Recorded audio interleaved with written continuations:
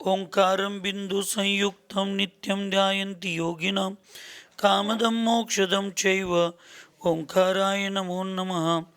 अविरलशब्दगन्नौघप्रक्षालितसकलभूतलकलङ्का मुनिविरूपासीतीर्था सरस्वती अरुतुनो दुरितम् अज्ञानतिमिरां ध्यानां ज्ञानाञ्जनशलाकया चक्षुरुन्मीलितं येन तस्मै श्रीगुरुवे नमः।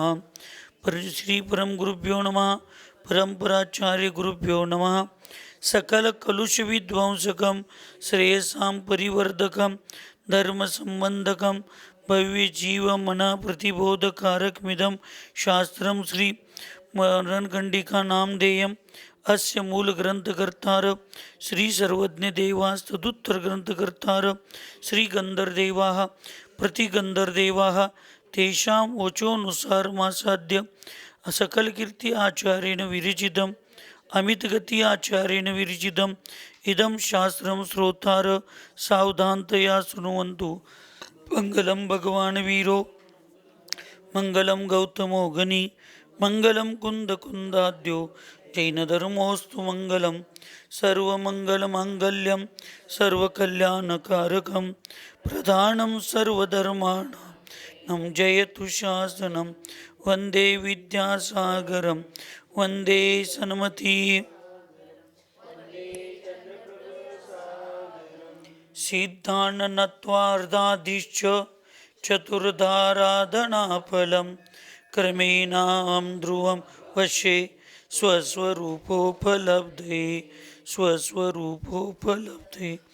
पंच परमेष्ठी भगवान की, अहिंसामय विश्व धर्म की, सिद्धांत शास्त्र की, परम पूज्य आचार्य अमित गति महामुनिराज की, चारित्र चक्रवर्ती प्रथमाचार्य शांति सागर जी महाराज की, संत शिरोमणि आचार्य गुरुवर विद्यासागर जी महाराज की, शांत मूर्ति वत्सल रत्नाकर आचार्य गुरुवर सन्मति सागर जी महाराज की, 3 करोड़ महामुनिराजों की आज के आनंद की।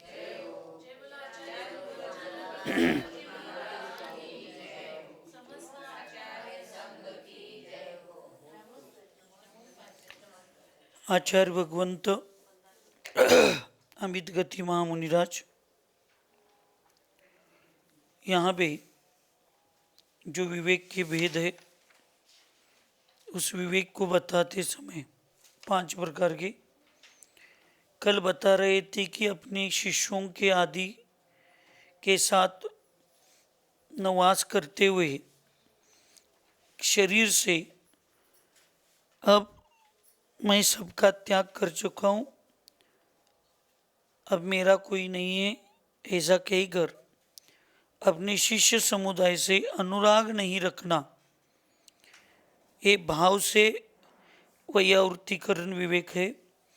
और उनके साथ नहीं रहना शरीर के माध्यम काय के साथ, ये द्रव्य वैयावृत्तिकरण विवेक है।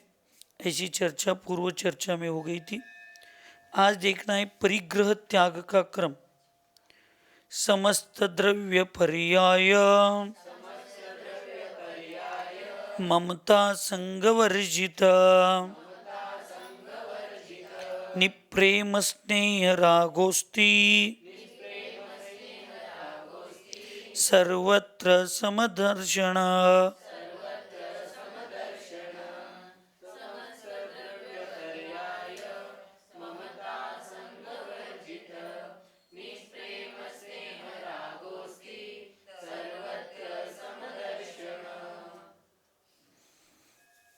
समस्त जीव पुद्गलादि द्रव्य और उनकी पर्यायों में ममता रूपी परिग्रह से रहित, प्रेम प्रणय और राग से रहित सर्वत्र समभाव होना, यह सब परिग्रह त्याग का क्रम है। जो निज आत्म द्रव्य को छोड़कर निश्चय से और व्यवहार में सच्चे देव गुरु शास्त्र को छोड़कर सब अन्य जीव द्रव्य हो चाहे पुद्गल द्रव्य हो, चेतन परिग्रह अचेतन परिग्रह आदि सब द्रव्यों को और उनकी सब पर्यायों को ममता रूपी परिग्रह से, परिग्रह को अब यहाँ क्या कहा है, ममता को परिग्रह कहा है, इस ममता रूपी परिग्रह से रहित होकर प्रेम, प्रणय और राग से रहित सर्वत्र समभाव होना, यह सब परिग्रह का त्याग का क्रम है। बाहर से छोड़ दिया और अंदर से नहीं छोड़ा तो मायाचारी के रूप में आता है, और मायाचारी कभी भी त्रियंच गति या दुर्गति के लिए निमित्त होती है। अन्य समय में भी जो रत्नत्रय को सुरक्षित रखने के लिए निमित्त है, ऐसे उपकरण हमारे लिए छोड़ दिए, ऐसे उपकरण को छोड़कर अन्य सब परिग्रह की कोटि में आता है। कल तो चर्चा चल रही थी कि अब उस उपकरण के प्रति भी ममत्व भाव नहीं होना चाहिए, उपकरण के प्रति भी भाव ममता के नहीं होना चाहिए, और एक विशिष्ट विशुद्धि के स्थान पर ही देव शास्त्र गुरु के प्रति जो भी अपना श्रद्धा समर्पण भाव है, जब उसमें भी आत्मा की विशुद्धि बढ़ जाती है तो आत्मा के परिणाम ही, उस परिणामों में भी विभाव परिणाम जो है, वो विभाव परिणाम भी परिग्रह की कोटि में आता है, विभाव परिणाम। इसलिए वो हमारे रत्नत्रय के लिए क्या कहा है, अयोग्य, सामान्य के लिए अयोग्य, रत्नत्रय के लिए अयोग्य, और समाधि के लिए तो सबसे बड़ा अयोग्य कहा है। लेकिन अनादिकाल से इस आत्मा पर इतने विभाव परिणामों का संस्कार हुआ है, वो छोड़ना बहुत कठिन है। बाह्य रूप से सिर्फ वचनों के माध्यम से छोड़ दिया कहकर नहीं चलता, अंतरंगत द्रव्य भाव रूप से उसको छोड़ना अत्यंत जरूरी होता है। इसलिए ऐसे सब जीव और पुद्गल द्रव्य के, अर्थात चेतन और अचेतन द्रव्य के परिग्रह के और उनके सब पर्यायों में जो ममता रूपी परिग्रह है, उस ममता रूपी परिग्रह से रहित होकर प्रेम है, प्रणय है और राग से रहित सर्वत्र समभाव, साम्य भाव, समता भाव धारण करना अत्यंत जरूरी है, और इसी को सब परिग्रह के त्याग के क्रम में ये आता है। तो समता भाव कौन प्राप्त करता है?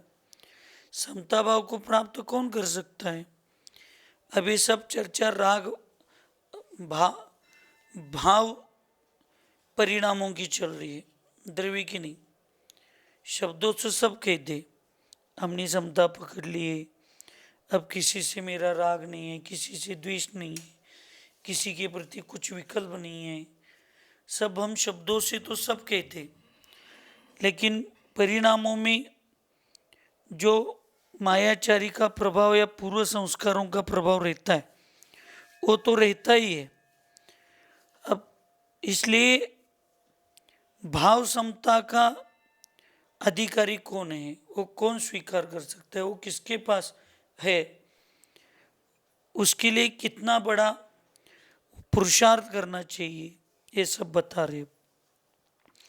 जो वस्तु स्वरूप को जानने में लीन है रहता है, शब्दों से नहीं, परिणामों से, भाव से, जो वस्तु स्वरूप के सब को जानता है और सिर्फ जानता नहीं, उसमें लीन होता है, लीन रहता है, जो जीव और पुद्गल में एवं उनकी पर्यायों में ममत्व रहित है, जो जीव और पुद्गल में और उनकी पर्यायों में ममत्व भाव से रहित है, यानी जो अपना है ही नहीं, उसके प्रति क्या ममत्व भाव रखना है।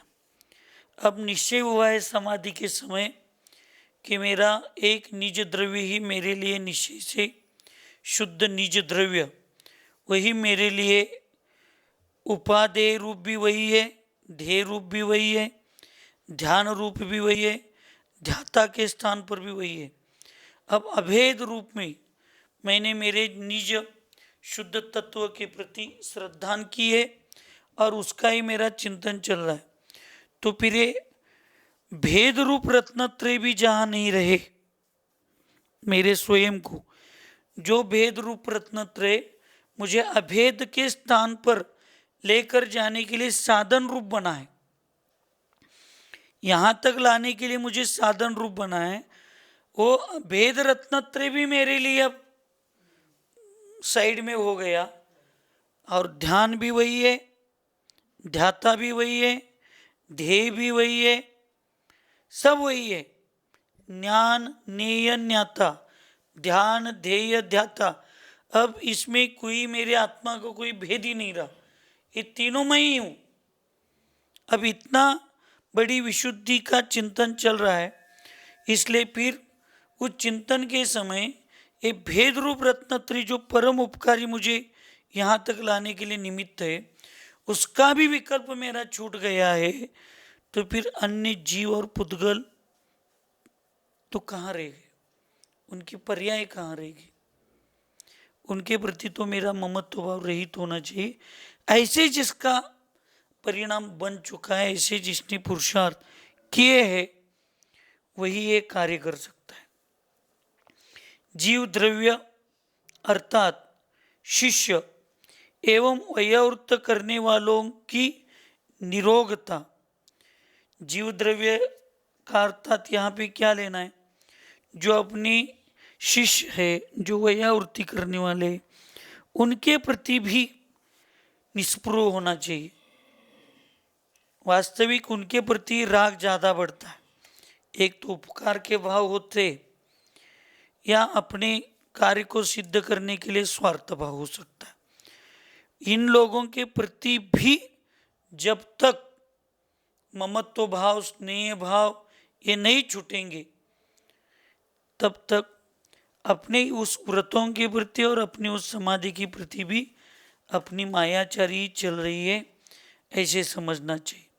इसलिए जीव द्रव्य अर्थात शिष्य और वयावृत्ति करने वालों की निरोगता, प्रतिष्ठा तथा विद्वत्ता आदि पर्यायों में, अभी ज्ञान की पर्याय हो गई विद्वत्ता, प्रतिष्ठा, इनकी भी पर्याय वहाँ पे जीव द्रव्य की अपेक्षा से होती है कि जो मुझे अन्य अन्य प्रकार के ज्ञान है, मेरा ज्ञान द्रव्यानुयोग में नहीं बहुत चल है, मेरा चरणानुयोग में मुझे मेरा बहुत ज्ञान है, मेरा चिंतन का इसका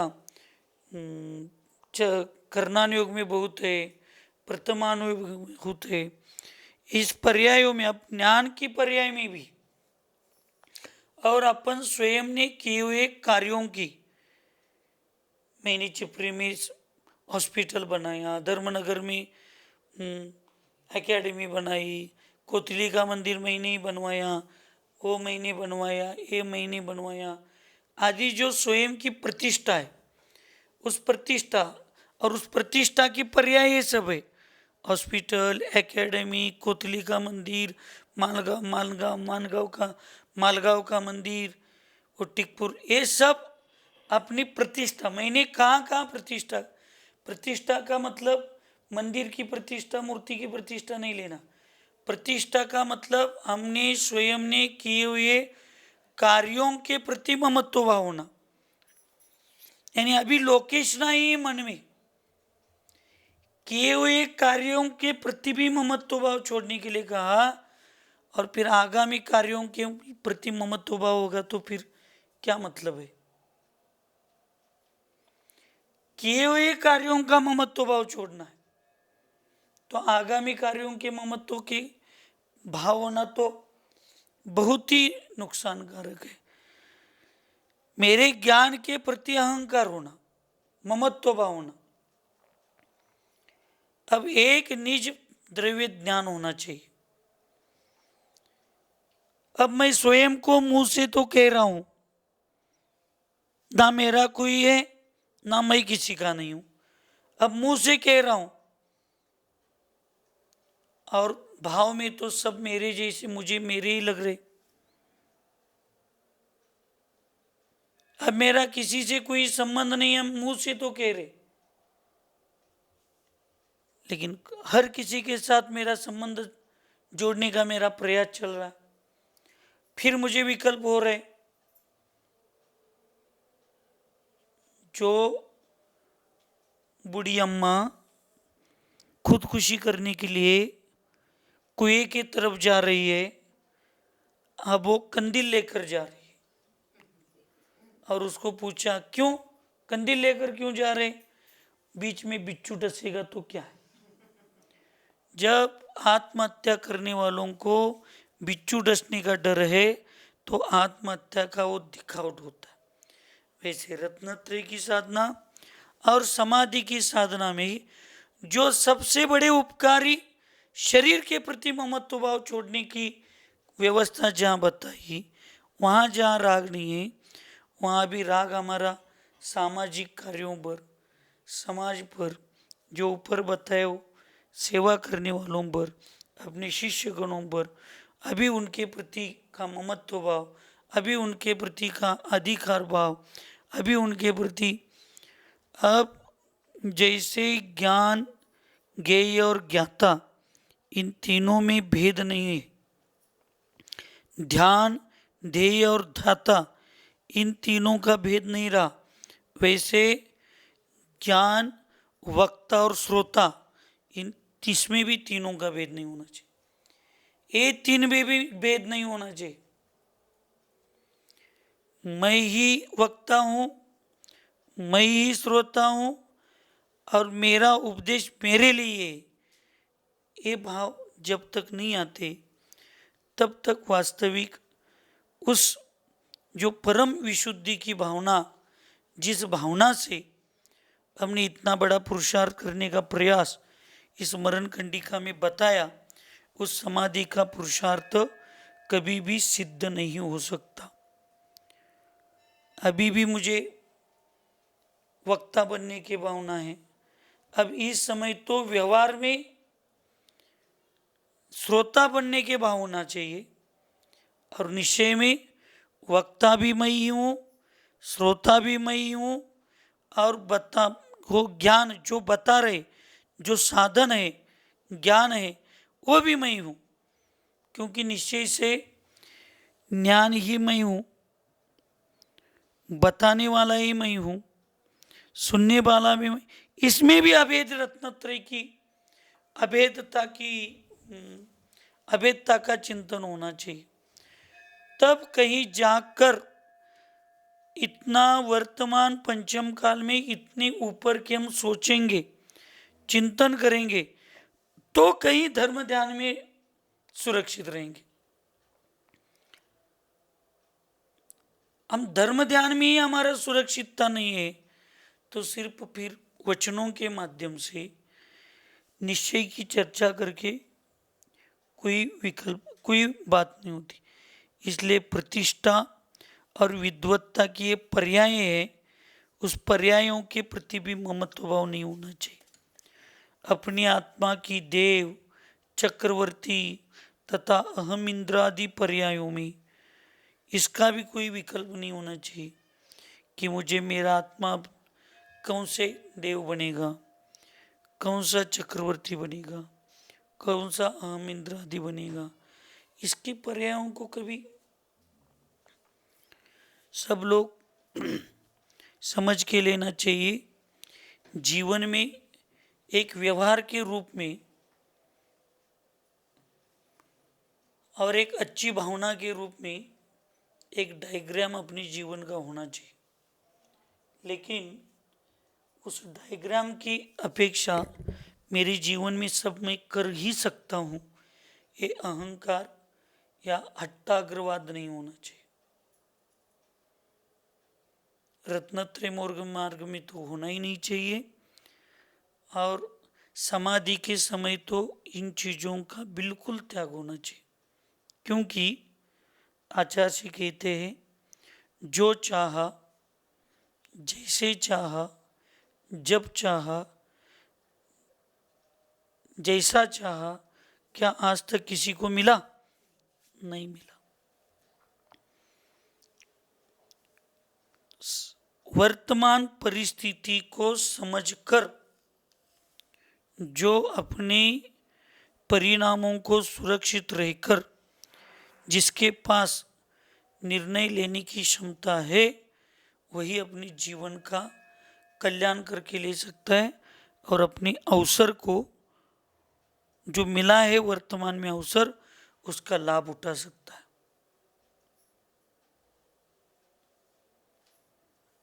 अविपाक निर्जरा क्या कहती है? आम को, पकने के योग्य बने हुए आम को तोड़कर उसको एक, वो पत्ते होते गन्ने के पत्ते या गेहूं आदि अनाज में डालकर उसको समय से पहले पक्व करके उसका आनंद लेने के जो विधि है, वैसे कर्म और कोई भी चीज, यही कार्य हम संसार में या अन्य चीजों में करते हैं क्या? बताइए। मान लीजिए हमारी मन की इच्छा हो गई, हमारी मानसिकता हो गई कि हमें आचार्य जी के दर्शन करना है, पूरी हमारी तैयारी हो चुकी है, 4-5 दिन का हमने पूरा प्रोग्राम बनाया, आज मुझे ये करना है, उधर कल वो करना है, परसों वो करना है, और 4 दिन के बाद, 5 दिन के बाद मेरा जाने का निर्णय फिक्स है, और तब तक किसी ने आपको बोला वैसे आप प्रतिमाधारी है, और जाते समय आपको रास्ते में उपवास करने की भी स्थितियां है, क्योंकि हमारी मान्यता में, यानी जिन धर्म की मान्यता में आजकल क्या चल रहा है उससे कोई हमारा संबंध नहीं है, लेकिन जैन धर्म की मान्यता में जो भी व्रती प्रतिमाधारी होते हैं वो चालू गाड़ी में, चालू ट्रेन में, फ्लाइट में आदि आदि में कभी भी भोजन नहीं कर सकते। सूखा खाने के लिए इनको परमिशन नहीं है गाड़ी में, ट्रेन में बैठकर। आजकल तो ट्रेन में बैठकर डिब्बा देना चालू हो गया प्रतिमाधारियों को, शुद्ध भोजन है, शुद्ध भोजन है, शुद्ध भोजन है। और हम लोगों को तो इतना, यानी हमारे भोलेपन का इतना मिसयूज चल रहा है कि जैसे महात्मा गांधी जी के नाम पर डाका डाला जाता था, वैसे आज धर्म के नाम पर सब चल। क्या है? प्रतिमा कुछ नहीं है, सिर्फ मर्यादा का भोजन, सिर्फ मर्यादा का भोजन। उसमें क्या है? वस्त्रों की शुद्धि का क्या विकल्प है? भोजन शुद्ध होना चाहिए। ट्रेन में कौन से लोग हैं, कैसे कैसे विचार के लोग हैं, महिलाओं की क्या शुद्धि है, 3 दिन की, 4 दिन की, अशुद्धि वाले लोग उतने उसमें कितने हैं। जो आने वाले जाने वाले लोग घर में अपने, देखिए सोले के भी सॉक्स, वो भी कपड़ा ही है, लेकिन सोले का भी सॉक्स जूता ही कहा जाता है। सॉक्स पहनकर भी कोई मंच पर आता है तो हमारे ही साधु, ये जूता पहन कर आता है क्या? क्यों? वो कपड़ा नहीं है, वो भी शरीर की सुरक्षा कर रहा है, लेकिन वो पैरों में डालने का है। जब पैरों में डालने का सॉक्स अशुद्ध माना जाता है तो जूते पहनकर लोग इधर उधर घूम रहे ट्रेन में, वहां हम शुद्धि का भोजन कर रहे।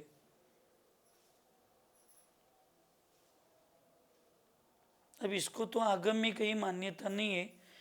अब सब लोगों ने अपने अपने संघ के अनुसार अलग अलग आगम बनाए हो, तो उसके लिए हम तो इतने विद्वान है भी नहीं है कि कोई अपना आगम बनाए। इतना आचार्यों ने लिखा है वो ग्रंथ अच्छे से समझ में नहीं आ रहा, और स्वयं के ग्रंथ हम कहाँ लिखने के चक्कर में पड़े। और इतना सस्ता बन गया प्रतिमा, इतनी सरल क्रिया बन गई प्रतिमा कि उसकी जो हम बचपन में थे तब उसके प्रति में जो गरिमा रहती थी, गरिमा, वो गरिमा सब चली गई। ऐसे आप प्रतिमा धरिए और आपको किसी ने कहा कि कल सुबह हम अपने सब भोजन बीजन की व्यवस्था लेकर हम अच्छी बढ़िया वीआईपी गाड़ी से हम आचार्य के दर्शन के लिए जा रहे और हमारे गाड़ी में 2 सीट जगह खाली है, आप क्या करोगे बताओ? ईमानदारी से बताना। 5 दिन के ट्रेन का रास्ता देखकर एक तो दोष युक्त आहार करके या उपवास करके जाएंगे, क्या इतनी अच्छी चर्या करने के लिए जाते जाते भगवान के दर्शन मिलेंगे?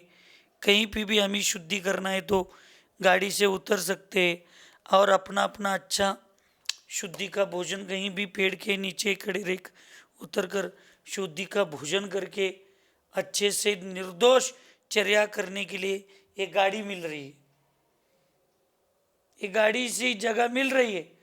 अब हम उन निर्दोष चर्या वाली गाड़ी का प्रवास करके अपने भगवान के दर्शन विर्शन करते हुए बढ़िया जब अपना समय हो गया गाड़ी लगाओ, शुद्धि का भोजन करो, खाओ और जाओ, इस व्यवस्था को स्वीकार करेंगे क्या? नहीं नहीं, अब हमने 5 दिन के पहले बाद का ही टिकट निकाला है, हम उसी से जाएंगे चाहे कितना भी दोष लगे, कुछ भी हो जाए, क्या कहेंगे हम लोग? तो ऐसे कार्यों में हम पहले स्वीकार कर दे, जब कब पुण्य का उदय आएगा कब पाप का उदय आएगा कुछ मालूम नहीं होता है, इसलिए एक फॉर्मेलिटी है ये, लेकिन हर जगह वही हम करते बैठेंगे, सिर्फ प्लान में ही हमारे दिन चले जाएंगे, तो फिर ये सब जो है ना निधान बंद होता जाएगा।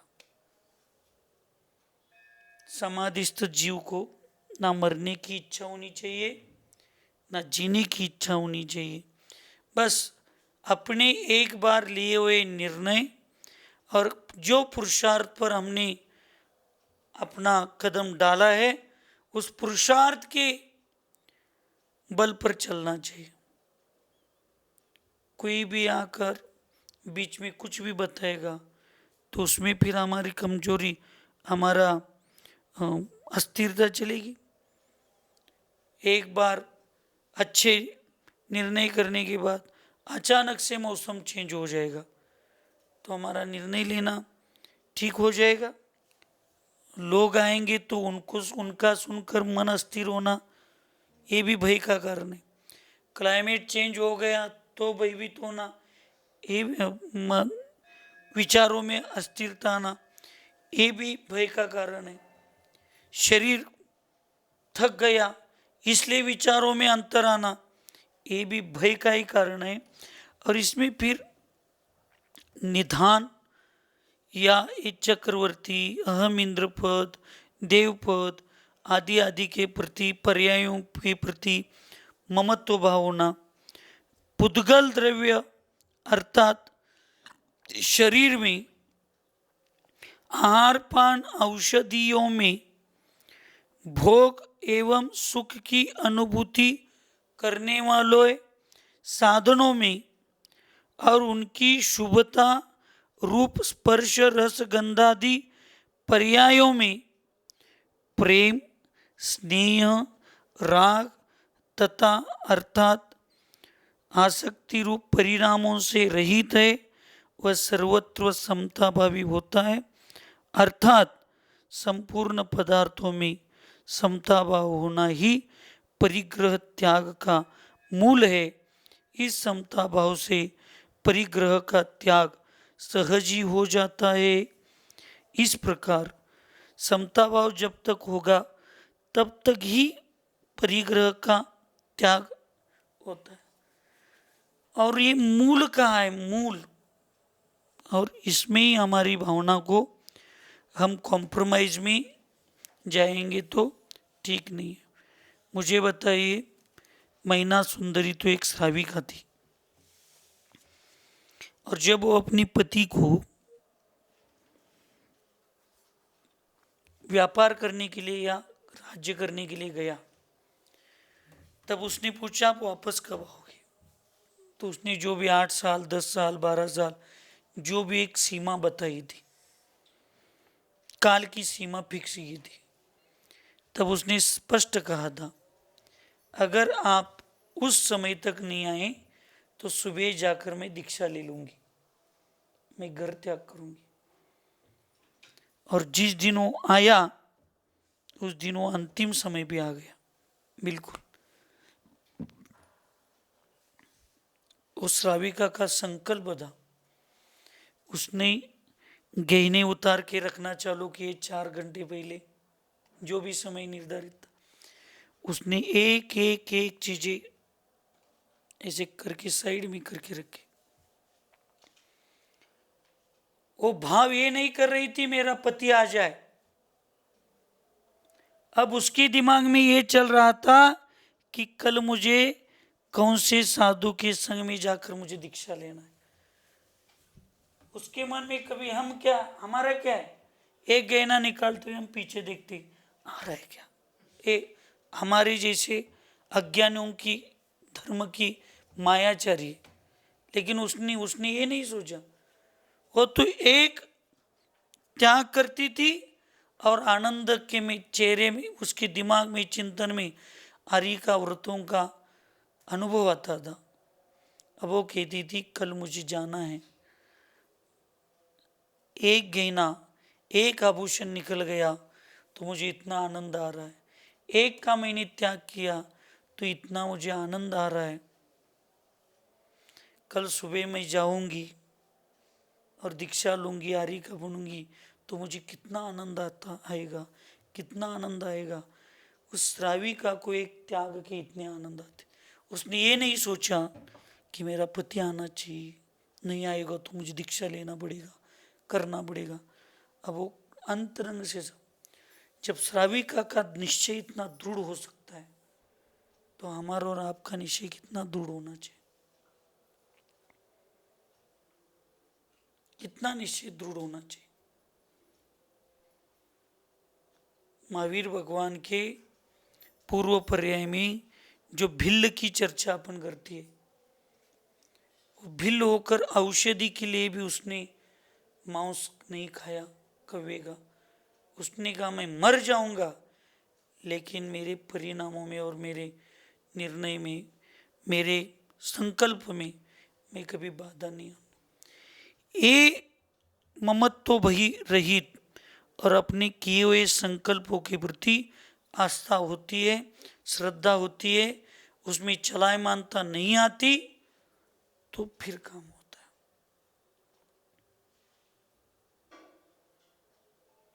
इसलिए इस परिग्रह का और उसके प्रति स्नेह, चेतन द्रव्य अचेतन द्रव्य, चेतन परिग्रह अचेतन परिग्रह के प्रति उसके ममत्व भाव को छोड़कर ममत्व रहित होकर अपने जीवन में अच्छे से जिसके लिए ये सब पुरुषार्थ किया है उस पुरुषार्थ को अच्छी तरह से निभाना, यही इस अधिकार का महत्व बता रहे।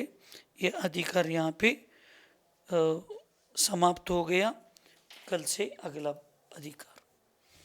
सुखी रहे सब जीव जगत में, कोई कभी न घबरावे, वैर पाप अभिमान छोड़ जग, नित्य नए मंगल गावे। ओम नमः। सबको क्षमा, सक्षी क्षमा।